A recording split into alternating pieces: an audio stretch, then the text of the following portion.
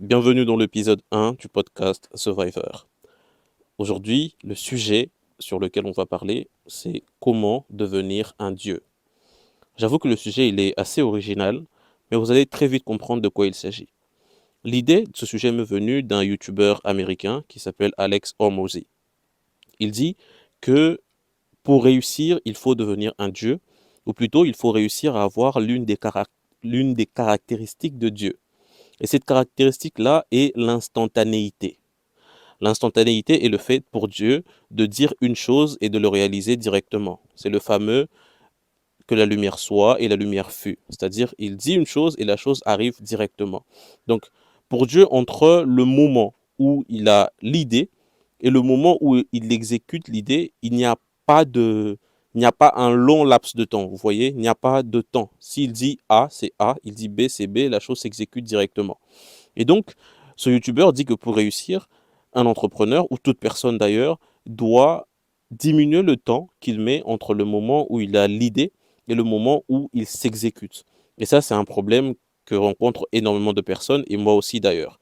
Petit exemple, euh, aujourd'hui j'ai une chaîne YouTube, un compte TikTok et tout, où je publie des vidéos. Mais je me souviens pour ma chaîne YouTube, entre le moment où j'ai eu l'idée de lancer une chaîne YouTube et le moment où j'ai posté ma première vidéo sur YouTube, il s'est passé 2 ans.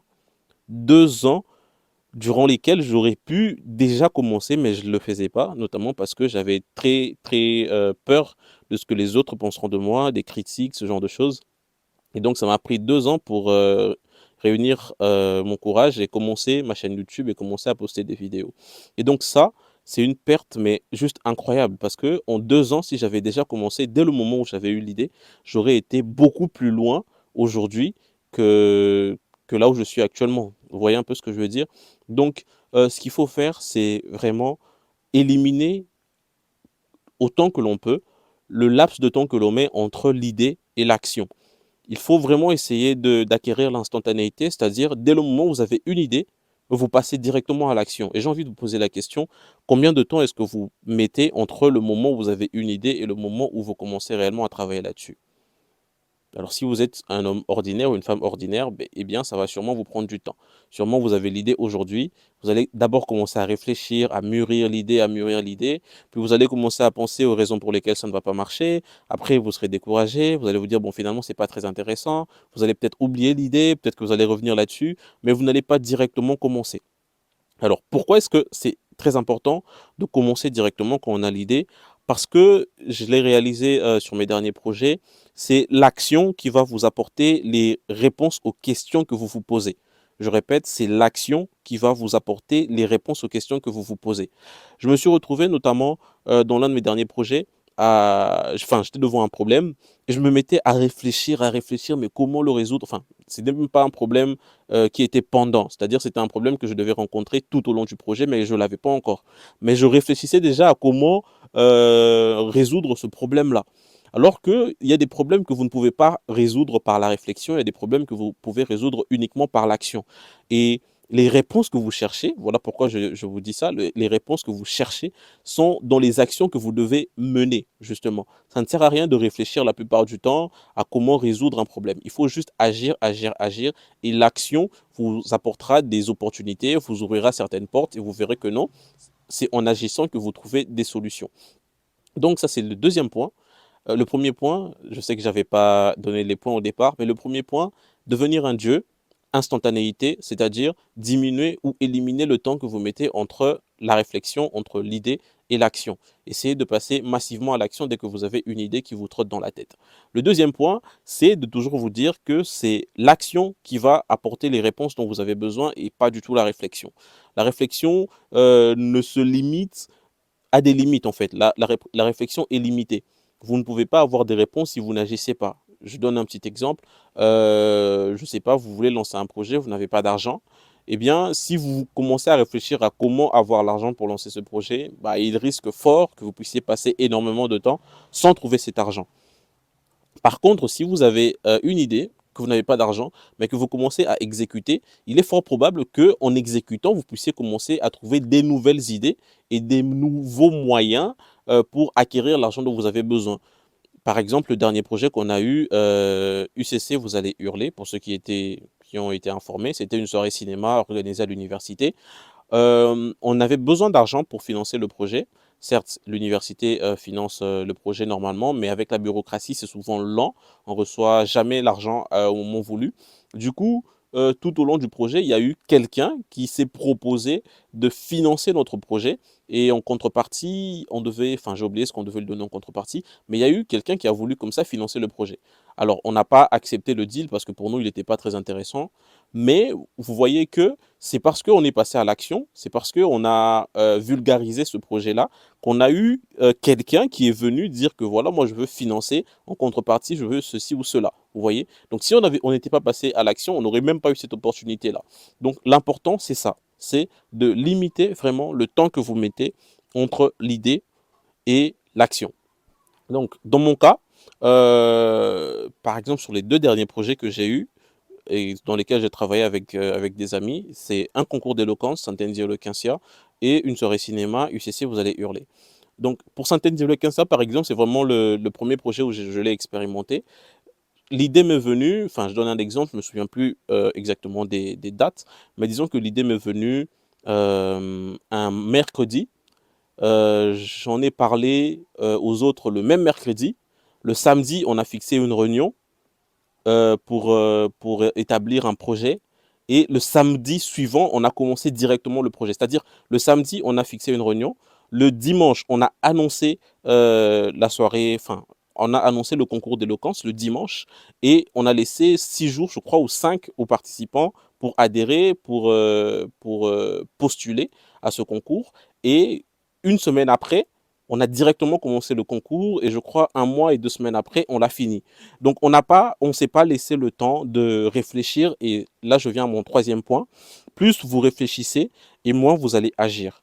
Parce que plus vous allez réfléchir, plus vous allez trouver des problèmes que vous allez vouloir résoudre par la réflexion. Et comme je l'ai dit, il y a des problèmes qui ne peuvent pas être résolus par la réflexion, il y a des problèmes qui sont résolus uniquement par l'action. Et donc, faut pas entrer dans ce jeu, faut pas entrer dans ce...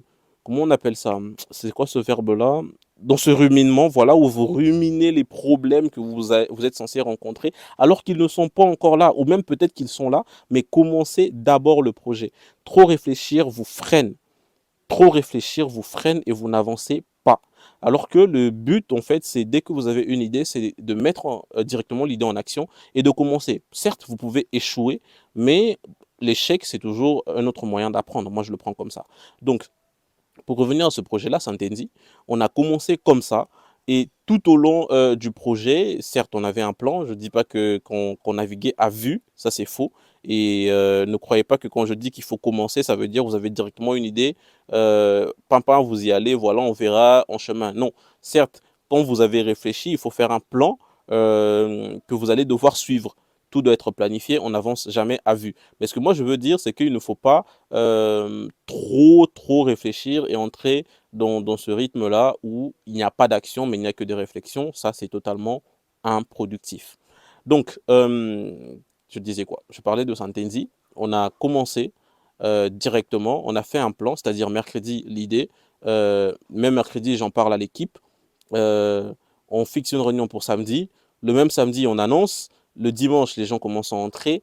Le samedi suivant, on organise le premier tour directement à l'université. Et ainsi de suite. 2 semaines après, demi-finale, quart de finale. Enfin, vas-y, j'extrapole un peu, je me perds. Mais bon. Et après, je crois 1 mois ou 2 mois après, le concours était fini. Alors, le deuxième cas que je prends, c'est celui de la soirée cinéma organisée dernièrement à l'université. C'est un peu similaire, c'est-à-dire du moment où l'idée est venue et le moment où on a annoncé la chose, je crois qu'il y avait moins d'une semaine carrément. Et l'un des points importants qu'il faut retenir, c'est que dans les deux cas, on n'était pas prêt. Dans les deux cas, on n'était pas du tout prêt à organiser les deux événements. On n'était pas prêt.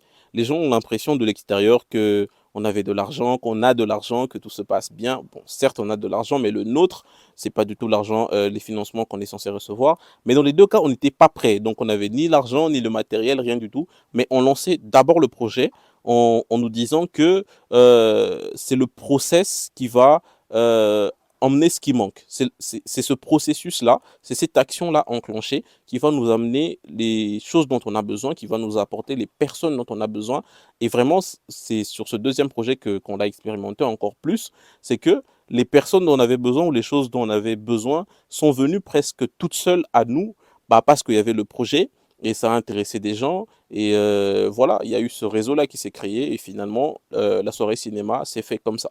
Donc je prends juste les deux exemples pour vous dire que il faut vraiment tuer le délai que vous mettez entre votre idée et le passage à l'action parce que ça va vous permettre tout simplement d'aller beaucoup plus vite et ça va vous permettre de devenir un dieu, pour reprendre l'expression que j'ai vraiment aimée, ou la philosophie que j'ai vraiment appréciée de ce youtubeur-là, Alex Hormozy. En passant, si vous maîtrisez bien l'anglais, allez sur son compte YouTube. Il propose du très bon contenu, je trouve, et donc voilà. So, je pense que pour ce premier podcast, on va pas faire trop long, on va s'arrêter là. Je sais que j'ai été un peu, je sais pas, peut-être enfin, j'espère que ça a été bien en tout cas. Et donc, pour finir, on va finir sur deux phrases. La première, c'est que les deux phrases que vous devez retenir. La première, c'est celui qui abuse de la vie, qui sait vivre. Et la deuxième, en plus d'être vivant, vivez. C'était The Survivor Podcast, premier épisode. Merci de l'avoir suivi.